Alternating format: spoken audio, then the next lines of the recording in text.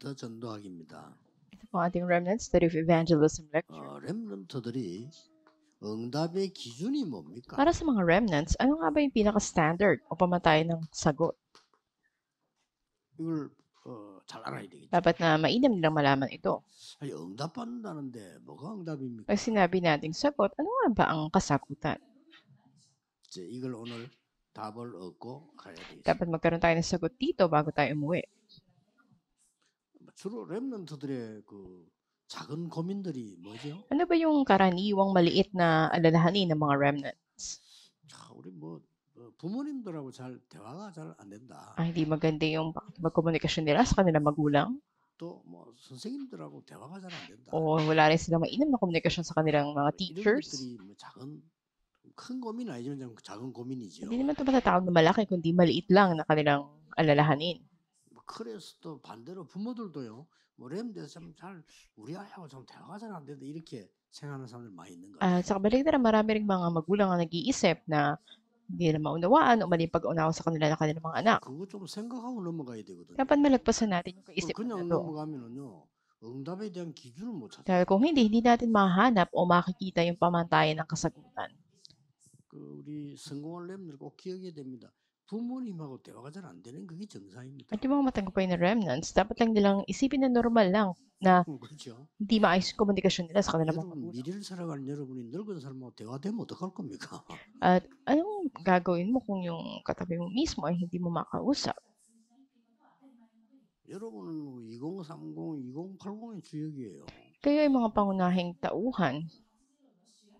그 앞에 세대하고는 사실은 안 맞는 거예요. 맞았어도 안 되고. Pero yung mga bago o susunod na henerasyon, hindi sila nakamatch doon sa panahon ninyo. 아니, 선생님들은 여러분에게 있는 위대한 공부는 그거 안 가르치면 안 돼요. 그 지식은 기초기 때문에 그거 가르치는 거지. 미래는 선생님들이 해주는 거 아닙니다. At bagamat may mga bagay na itinuturo ang ating mga teachers o tagapagturo, hindi sila magsasabi ng kinabukasan 그럼 ninyo. 더 한번 따져봅시다. Isang halimbawa, 렘드 7명이 형들하고 대화가 잘 됐어요? at ang pitong mga remnants, meron ba silang mainam na komunikasyon sa kanilang magulang? 아예 대화가 Katulad ni Joseph, hindi, di ba? 요셉이 형들이 생각하는 거는 요셉하고 완전히 달라. Gana na iba yung pag-iisip ng mga kapatid ni Joseph kesa sa kanya. 만약에 요셉이 형들하고 대화 잘 되고 형들이 니 참 귀엽다고 잘 봐줬다. 아무것도 안 돼. Ano kung maganda yung komunikasyon ni Joseph sa mga kapatid niya, talaga tinuturi siya mabuti, naalagaan siya, wala anumang mangyayari sa buhay niya. 아니 다윗 주위에 그러면 대화 잘 되는 어른들이 있었습니까? 없었어요. At paano naman si David? Meron ba siyang inam na komunikasyon sa iba? 그런 Wala. 걱정할 필요 없습니다. Pero huwag mo yung alalahanin. 그래서 영어에 이런 게 있어요. Kaya nga, makita natin ito sa English. 테스트란 단어가 May 있어요. tacit na tinatawag. 이거는 눈에 안 보이는 걸 말해요. Ibig sabihin nito, yung mga bagay na hindi nakikita. 뭔가 설명하기 힘든 눈에 안 보이는 힘을. Mahirap itong ipaliwanag at hindi ito nakikitang kapangyarihan. 그 렘넌트는 이걸 가져야 되기 때문에 지금 우선에 있는 것도 중요하지만은 At dahil dapat itong taglay ng mga remnants, pangunahin, 눈에 안 보이는 일반 사람 모르는 응답이 있다니까요. at may mga kasagutan na hindi alam ng ibang tao. 자, 이걸 꼭 기억해야 돼. Dapat nyo itong tandaan. 그러면 렘드 7명에서 쭉 시작해서 예수님께서 가르친 게 뭡니까? Kaya nga sa pasimula, ang Panginoon Jesucristo, ano ba itinuro niya sa kanyang mga alagad? 도대체 이게 응답의 기준이거든요. Ito yung pinakapangunahin na pamantayan ng sagot. 예수님이 주신 마지막 미션은 뭐였어요? At ano ba yung pinakahuling misyon na ibinigay ng Panginoong Jesus? 이게 응답의 Ito 기준입니다. yung pamantayan ng sagot. 바울이 Si Pablo, 회당에 가서 전한 것이 뭡니까? pumunta siya sa mga sinagoga at ano yung ipinangaral niya roon? 이게 기준이에요. Ito yung standard o pamantayan. 영 다른 거죠. At dahil dito ay iba siya. 그래서 여러분들이 이제 이걸 갖고 있으면 가장 먼저 이제 달란트가 At 보입니다. kung mayroon ka nito, unang makikita mo yung talento mo. 왜냐? 달란트는 하나님 주시는 건데 기도를 모르니까 이 달란트를 늘 늦게 발견해. Dahil ang talento ay mula sa Diyos, pero dahil hindi ka nananalangin, huli na bago mo pa matuklasan ang talento mo. 이것저것 해보다가 발견하죠. At ito ay matutuklasan mo na lamang. 그 말은 이 기도를 몰랐다. Ibig sabihin na hindi mo alam ang pananalangin.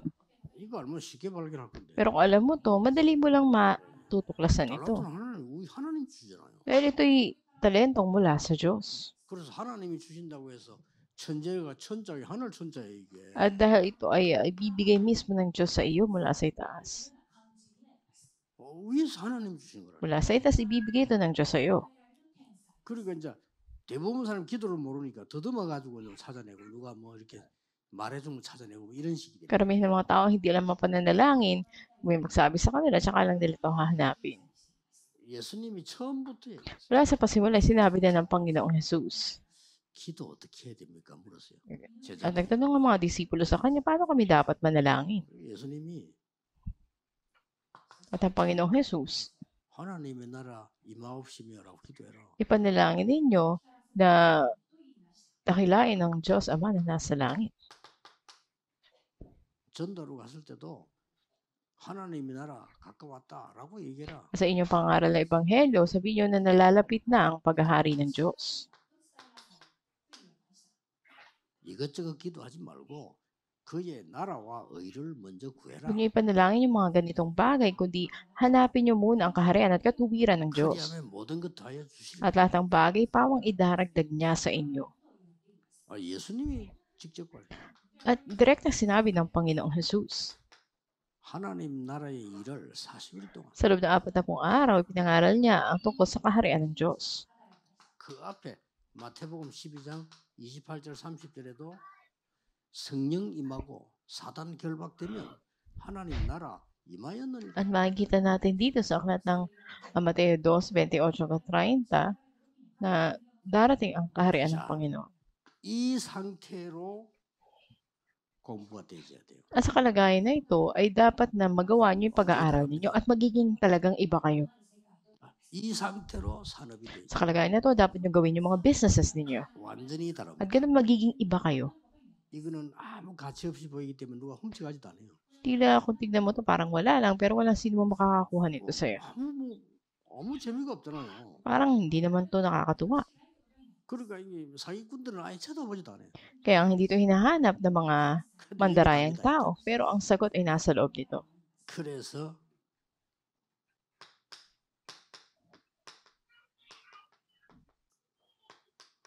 부활의 주께서 직접 말씀하셨어요. Kaya nga ang Panginoon ng muling pagkabuhay ay direktang sinabi 하나님 나라의 일, tungkol sa gawain ng kaharian ng Diyos.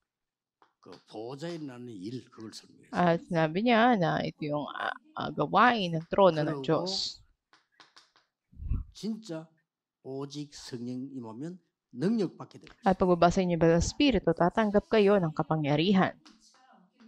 그리고 증인들. At kayo magiging mga saksi ng Panginoon. 이 말을 제일 잘 알아듣는 사람이 예수님하고 같이 안 다녔는데 바울이에요. Ang ganap na nakakaalam nito, pagkamat hindi niya nakasama literal ng Panginoon, ay si Pablo. 회당에 가서 뭐부터 가르치냐? Ni una tinuro niya pagpunta niya sa sinagoga. 석 달 동안에 제일 먼저 가르친 게 담대히 하나님의 나라에 Sa 3 buwan na pananatili niya ron, matapang niya pinangaral tungkol sa kaharian ng 이거부터 Diyos. 가르쳤어요. Ito yung una niyang itinuro. 그걸도 석 달 동안. Sa loob ng 3 buwan. 그런데 제자가 나오니까 이제는 2년 동안에 서울에서 하나님 말씀. Sa loob ng 2 taon, nandun din yung mga aral niya sa kanyang mga alagad 이거는 회당에서 sa mga sinagoga. 2년 동안. Sa loob ng 2 taon. 자, 한마디로 이게 뭘 말하는 거야? Sa isang salita, ano bang sinasabi nito? 렘넌트는 먼저 눈에 보이지 않는 힘, 눈에 보이지 않는 답부터 가져. Ang mga remnants, dapat muna nilang hanapin at panghawakan yung hindi nakikitang kapangyarihan, hindi nakikitang 눈에 sagot. 보이는 거는 싹 다 맞는 것처럼 보이지만은 지나가는 거. At yung mga nakikita ng mata, tila tama sila, pero lilipas lang sila. 그거는 최고로 해봤자 의식주 먹고 사는 거. At sa pagsisikap nila para sa alay, para sa mga pisikal na 우리 pangailangan. 렘넌트의 사명은 의식주가 아닙니다. 그 위에 겁니다. Pero higit pa sa mga pisikal na pangailangan na to, ang misyon ng mga 우리 remnants. 렘넌트의 사명은 성공도 아닙니다. 그 뒤에 겁니다. Maging ang katagumpayan, hindi ito ang misyon ng mga remnants, yung pagkatapos nito. 다민족이 제주도에 많이 올 건데 꼭 가르쳐 주세요. 한국에 와서 돈 벌고 한국에 와서 공부하고 가는 게 아닙니다. At sa mga multi-ethnic people o disciple, ituro nyo sa kanila na hindi sila pumunta sa Korea para lang magtrabaho at para 이 mag-aral. 능력 가지고 여러분 나라 살리러 Taglayin nyo yung kapangyarihan na to at iligtas nyo ang sarili nyo mga bansa. 이 힘이라 해야 돼요. Ito yung kapangyarihan. 그래서 예수님이 Kaya ang Panginoong Jesus, 오직 그래. sinabi niya only. 다른 걸로는 안 돼. 오직. Ibig sabihin, hindi pwede sa ibang bagay. Natatangi lang ito. 이말 딱 렘넌트 알아들어야 돼요. At ito yung nasa mga remnants. 요셉의 형들은 이 식충이처럼 못 알아들은 거예요. 먹는 거. Walang ibang maunawaan mga kapatid Joseph, kundi yung mga physical na pangailangan o pagkain. 사울 왕 아무런 관심이 없어요. Si Haring Saul ay wala rin interes sa mga bagay na to. 나중에 귀신 들리고. Kaya siya ay pinaalihan ng masamang spirito. 미워하고 늘 싸우고 귀신 들리고. Lagi siya nakikipag-away, nakikipaglaban. Kaya pinahirapan siya ng masamang spirito. At awa-awa yung sinapit ng kamatayan niya. Iba si Haring Saul. 렘넌트는 다른 사람이 모르는 힘 갖고 있어요. Pero ang remnants, dapat na mayroon siyang kapangyarihan na hindi alam ng 다른 ibang 사람이 tao. 모르는 답을 갖고 Dapat mayroon siya ng sagot na hindi alam ng ibang tao. 그래서 요셉은 답을 가지고 갔다. Kaya nga si Joseph, meron siyang taglay na sagot na humayo siya. 다윗이 골리앗 앞에 갈 때 답 가지고 Nang humarap si David kay Goliath, may dala na siyang sagot at may katiyakan siya. 전부 바벨로 가는 포로들이요. 똑똑한 렘들 잡아갔는데 이미 답 가지고 At yung mga naging bihag sa Babylonia, yung mga matatalinong remnants ang dinala doon. 꼭 기억해. Pero tandaan ninyo, 이 힘으로 공부해라. pag-aral kayo sa pamagitan ng kapangyarihan to. 그러면 달란트는 나오게 돼. At makikita nyo yung talento ninyo. 이게 빨리 발견되지면 전문성을 띠는. At pag mabilis nyo itong natuklasan, anong kasunod ito? Yung specialization. 발견 안 되졌으니까 못 뛰는 거예요. 발견되면 전문성을 띠는 거예요. Kapag ito yung nakita o natuklasan mo na, specialization na ang kasunod dito. 세계화시켜. At ito ay magiging pandaigdigan o globalized. 지금 목사님들이 하고 있는 전도는 세계화시킬 수 있는 전도입니다. Makita na yung mga kasamahan nating remnants dito o mga pastors. 성경에 있는 거는 세계화시킬 수 있는 전도입니다. At sinasabi sa Biblia na ito ay aabot sa buong daigdig. 뭐 오만 전도가 다 있던데 다 어쨌든 복음 전해야 되는데 세계화시킬 수 있는 전도를 해야 돼요. Dahil kailangan natin ihayag ang ebanghelyo, dapat na ito ay umabot sa pandaigdigan. 렘넌트의 학문은 특히 그렇습니다. At lalo na yung pag-aaral ng mga remnants, 여러분의 가지고 있는 배운 게 강대국의 스님을 부를 정도로 준비해요. at paghandaan nyo yung mga pinag-aaralan nyo ngayon na maabot ninyo tawagin kayo ng 그러면 됩니다. ibang mga bansa para tulungan 모든 sila. 렘넌트들 정말 새로 시작하는 눈에 안 보이는 힘을 먼저 가져라. Kaya una dapat ang mga remnants ay magkaroon ng kapangyarihan hindi nakikita ng mata. 한마디로 이걸 보고 Sa madaling salita, 오력이라고 합니다. ito yung 5 powers na tinatawag. 계속할 힘이 딱 있어요. 이렇게. Dapat meron ka ng 5 kapangyarihan na 이걸로 이제 to. 공부를 시작해요. At dito mo simulan yung pag-aaral mo. 새로 시작하는 놓치지 말고 메시지가 나오면 한 주간만이라도 답 나올 때까지 기도해요. Ito ay panibagong pasimula. Kaya sa pagtanggap ninyo ng mensahe buong isang linggo, ay panalangin nyo ito hanggang tumanggap kayo ng sagot. Paano kayo tatanggap ng 해보면 sagot? 어떻게 나오는지. 나오든 안 나오든 해보면 이거 놀라운 것이 있다는 거. Dumating man o hindi ang sagot, kapag ginawa mo to, mamamangha ka sa mga mangyayari. 이제 핵심 내일 여러분 교회 강단 메시지 기도 수첩 요 3개 붙잡고 일주일 내 생각해. So ngayon yung core message natin, bukas yung worship service message o pulpit message, at yung ating prayer journal, tatlong bagay pang hawakan nyo sa pang isang linggo. 놀라운 일이 일어날 At dakilang bagay ang mangyayari sa inyo. 특히 해외에서 온 사명자들 꼭 그렇게 하세요. Lalo na yung mga workers from overseas. 기도하겠습니다. Manalangin po tayo. 하나님 새로 시작하는 은혜 주신 것을 감사합니다. Aming Diyos, salamat po sa biyaya mo na kami magkaroon ng bagong simula. 참된 응답을 받는 시작이 되게 주옵소서. Hindi ba simula ito na pagtanggap ng tunay ng mga kasagutan? 복음을 막는 흑암 세력에 속지 않도록 지혜를 주옵소서. At bigyan niyo po kami ng pagkakataong hindi kami madaya ng mahumadlang 예수 sa 그리스도 Ebanghelyo. 이름으로 Kami dalangin sa 기도합니다. pangalan ng Panginoon Kristo. 아멘. Amen.